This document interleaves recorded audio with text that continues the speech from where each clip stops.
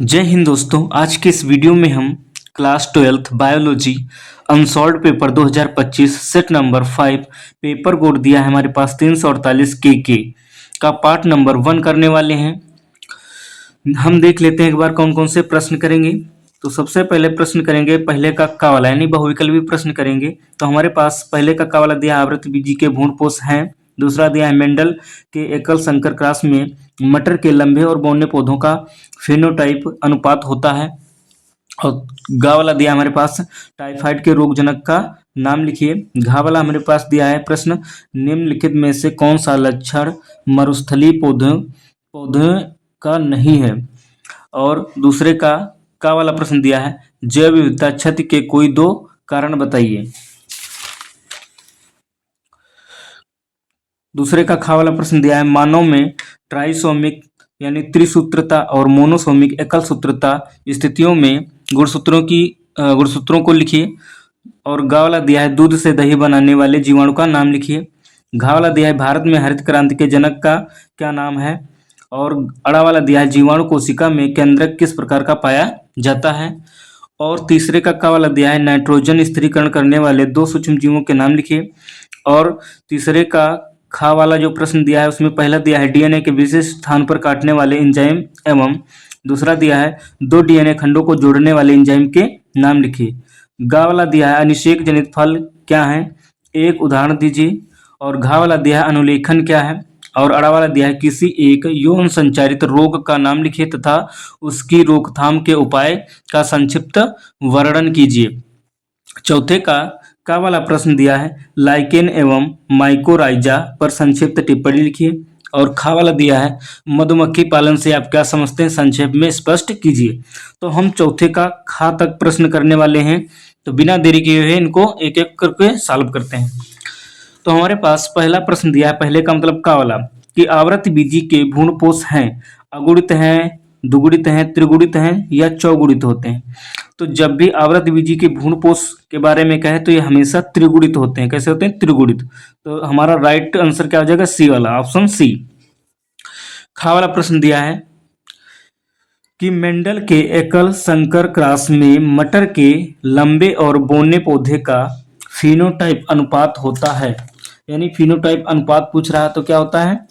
तो 3:1 होता है। यानी ऑप्शन ए वाला हमारा क्या हो जाएगा? सही हो जाएगा। ऑप्शन ए सही हो जाएगा। अगला दिया है पहले का गा वाला प्रश्न कि टाइफाइड के रोगजनक का नाम लिखिए। तो टाइफाइड के रोगजनक का नाम पूछ रहा है तो ऑप्शन ए में दिया है एस्कैरिस, ऑप्शन बी दिया है सल्मोनेला, ऑप्शन सी दिया है प्लाज्मोडियम और ऑप्शन डी दिया है अमीबा। तो टाइफाइड का रोगजनक जो होता है वो सल्मोनेला टाइफी होता है। सल्मोनेला टाइफी यानी ऑप्शन बी हमारा क्या हो जाएगा? सही आंसर हो जाएगा। ऑप्शन बी सही आंसर। अगला प्रश्न दिया है पहले का घा वाला निम्नलिखित में से कौन सा लक्षण मरुस्थलीय पौधों का नहीं है। यानी इसमें पूछ रहा कौन सा लक्षण मरुस्थलीय पौधों का नहीं है। तो ऑप्शन ए में दिया है पत्ती की सतह पर मोटी उपत्वचा होती है। और ऑप्शन बी दिया है रंध्र गहरे परत में व्यवस्थित होते हैं। ऑप्शन सी दिया है पत्तियों का कार्य तना करने लगता है। और ऑप्शन डी दिया है पत्तियों पर रंध्र दोनों सतहों पर बराबर संख्या में पाए जाते हैं। तो ऑप्शन डी यही गलत है। यानी पत्तियों पर रंध्र दोनों सतहों पर बराबर संख्या में पाए जाते हैं, यानी बराबर संख्या में नहीं पाए जाते। तो ऑप्शन डी हमारा क्या हो जाएगा? सही आंसर हो जाएगा। राइट आंसर क्या हो जाएगा? Option D.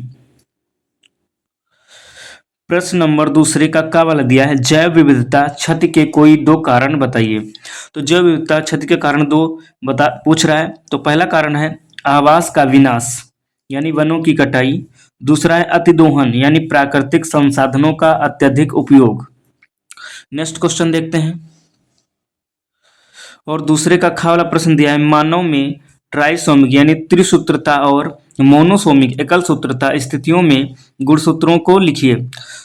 तो इसका आंसर हो जाएगा मानव में ट्राइसोमिक यानी त्रिसूत्रता में एक अतिरिक्त गुणसूत्र यानी एक गुणसूत्र क्या हो जाती है? बढ़ोतरी हो जाती है, बढ़ जाता है। यानी 46 की जगह 47 हो जाते हैं। जैसे डाउन सिंड्रोम, इसमें 21वीं जोड़ी में एक अलिंग गुणसूत्र बढ़ जाता है। और दूसरा देखेंगे मानव में मोनोसोमिक यानी एकल सूत्रता में एक गुणसूत्र की कमी हो जाती है, यानी 46 की जगह 45 हो जाते हैं, जैसे टर्नर सिंड्रोम। नेक्स्ट क्वेश्चन दिया है दूसरे का गा वाला। तो दूसरे का गा वाला दिया है प्रश्न हमारे पास, दूध से दही बनाने वाले जीवाणु का नाम लिखिए। तो दूध से दही बनाने वाले जीवाणु का नाम है लैक्टोबैसिलस। लैक्टोबैसिलस जो लैक्टोबैसिलस क्या करता है, लैक्टिक शर्करा को लैक्टिक एसिड में तोड़ देता है। अगला क्वेश्चन है दूसरे का घा वाला, भारत में हरित क्रांति के जनक का नाम लिखिए। तो भारत में जो हरित क्रांति के जनक हैं वो हैं doctor M S Swaminathan. Doctor M S Swaminathan. दूसरे का अड़ा वाला प्रश्न दिया है कि जीवाणु कोशिका में केंद्रक किस प्रकार का पाया जाता है। तो इसका आंसर हो जाएगा जीवाणु कोशिका में अविकसित केंद्रक पाया जाता है। केंद्रक के चारों ओर केंद्रक झिल्ली नहीं पाई जाती है, इसलिए इसे प्राथमिक केंद्रक भी कहते हैं। यानी जीवाणु जो कोशिका होती है उसमें अविकसित केंद्रक पाया जाता है और उसके चारों ओर केंद्रक झिल्ली नहीं पाई जाती है, इसलिए इसे प्राथमिक केंद्रक भी कहते हैं। नेक्स्ट क्वेश्चन दिया है हमारे पास तीसरे का वाला कि नाइट्रोजन स्थिरीकरण करने वाले दो सूक्ष्म जीवों के नाम लिखिए। तो नाइट्रोजन स्थिरीकरण करने वाले दो सूक्ष्म जीव हैं राइजोबियम, एजिटोबैक्टर आदि, और भी है नॉन स्टाक एनाबीना। तो हमें दो पूछ रहा है, तो राइजोबियम और एजिटोबैक्टर। नेक्स्ट क्वेश्चन देखते हैं तीसरे का खा वाला प्रश्न का पहला दिया है डीएनए के विशेष स्थान पर काटने वाले एंजाइम एवं दूसरा दिया है दो डीएनए खंडों को जोड़ने वाले एंजाइमों के नाम लिखिए। तो इसका आंसर हो जाएगा डीएनए के विशेष स्थान पर काटने वाला एंजाइम प्रतिबंधन एंडोन्यूक्लियेज एंजाइम है और दो डीएनए खंडों को जोड़ने वाले एंजाइम का नाम लाइगेज एंजाइम है। अगला प्रश्न दिया हमारे पास तीसरे का गा वाला कि अनिषेक जनित फल क्या है, एक उदाहरण दीजिए। यानी अनिषेक जनित फल पूछ रहा है, तो इसका आंसर देखेंगे। तो अनिषेक फलन शब्द नेल ने दिया था। सामान्यतः निषेचन के पश्चात अंडाशय फल में परिवर्तित होता है, लेकिन प्रकृति में कभी कभी बिना निषेचन के अंडाशय फल में विकसित हो जाता है। यह क्रिया अनिषेक फलन कहलाती है तथा फल अनिषेक फल या अनिषेक जनित फल कहलाते हैं, जैसे केला, पपीता, संतरा, नाशपाती, अनानास आदि। नेक्स्ट क्वेश्चन देखेंगे तीसरे का घा वाला। तो तीसरे का घा वाला दिया हमारे पास प्रश्न दिया है अनुलेखन क्या है। तो अनुलेखन के बारे में पूछ रहा है, यानी ट्रांसक्रिप्शन क्या है। तो इसका आंसर हो जाएगा अनुलेखन ट्रांसक्रिप्शन प्रोटीन संश्लेषण के लिए आवश्यक सूचनाएं केंद्रक के डीएनए में सन्निहित होती हैं। प्रोटीन का संश्लेषण कोशिका द्रव्य में होता है। डीएनए से प्रोटीन संश्लेषण हेतु आवश्यक सूचनाएं आरएनए पॉलीमरेज एंजाइम की उपस्थिति में एमआरएनए में अनुलेखित होती हैं और डीएनए से एमआरएनए के बनने की क्रिया को अनुलेखन कहते हैं। एमआरएनए प्रोटीन संश्लेषण के लिए सूचनाओं को राइबोसोम पर पहुंचाता है। यानी सिंपल सी बात में कि अनुलेखन वह प्रक्रिया है जिसमें डीएनए से एमआरएनए बनता है और एमआरएनए क्या करता है, प्रोटीन संश्लेषण के लिए सूचनाओं को राइबोसोम तक भेजता है, क्योंकि राइबोसोम में प्रोटीन का निर्माण होता है। यानी सिंथेसिस प्रोटीन का सिंथेसिस कहाँ होता है, राइबोसोम में होता है, इसलिए राइबोसोम को प्रोटीन की फैक्ट्री कहा जाता है। नेक्स्ट क्वेश्चन देखते हैं तीसरे काड़ा वाला प्रश्न दिया है किसी एक यौन संचारित रोग का नाम लिखिए तथा उसकी रोकथाम के उपाय का संक्षिप्त वर्णन कीजिए। तो इसका आंसर हो जाएगा सिफिलिस। यह रोग ट्रेपोनेमा पेलिडम नामक जीवाणु से होता है और लैंगिक संपर्क से फैलता है। इस रोग में पुरुष के स्तन पर तथा स्त्रियों के लेबिया या योनि में लाल रंग के दाने दिखाई देने लगते हैं। रोग का पुराना होने पर शरीर पर चकत्ते पड़ जाते हैं। जीवाणु हृदय, यकृत, मस्तिष्क एवं अस्थियों को भी प्रभावित करता है। अब इसके देखेंगे बचाव एवं उपचार। तो बचाव और उपचार क्या है, असुरक्षित यौन संबंधों से बचना चाहिए और पेनिसिलिन के प्रयोग से रोग में लाभ होता है, यानी एंटीबायोटिक के इंजेक्शन लगाने से इसमें लाभ होता है। नेक्स्ट क्वेश्चन देखते हैं। अगला प्रश्न हमारे पास दिया है चौथे का वाला कि लाइकेन एवं माइकोराइजा पर संक्षिप्त टिप्पणी लिखिए। तो इसका आंसर हो जाएगा लाइकेन एक सहजीवी संबंध है जिसमें कवक और शैवाल या साइनोबैक्टीरिया से लाइकेन का निर्माण होता है। इसके कवक घटक को कवलांश और शैवाल घटक को शैवालांश कहते हैं। यानी जो लाइकेन होता है वह कवक और शैवाल से मिलकर बना होता है। अब इसमें पारस्परिक लाभ देखते हैं। तो लाभ क्या होता है? तो शैवाल प्रकाश संश्लेषण द्वारा भोजन बनाता है और कवक को प्रदान कराता है, जबकि कवक शैवाल को आधार, सुरक्षा, जल एवं खनिज लवण उपलब्ध कराता है। यानी जो शैवाल होता है वह खनिज लवण और जल देता है पौधे को, यानी शैवाल को, और शैवाल में क्लोरोफिल पाया जाता है। क्लोरोफिल की उपस्थिति में भोजन का निर्माण करते हैं और दोनों भोजन परस्पर मिलकर क्या करते हैं, उसको उपयोग करते हैं, और इसलिए इसे सहजीवी संबंध भी कहते हैं।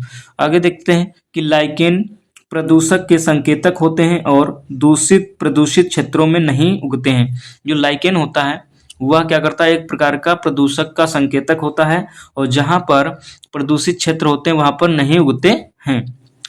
अब माइकोराइजा देखते हैं।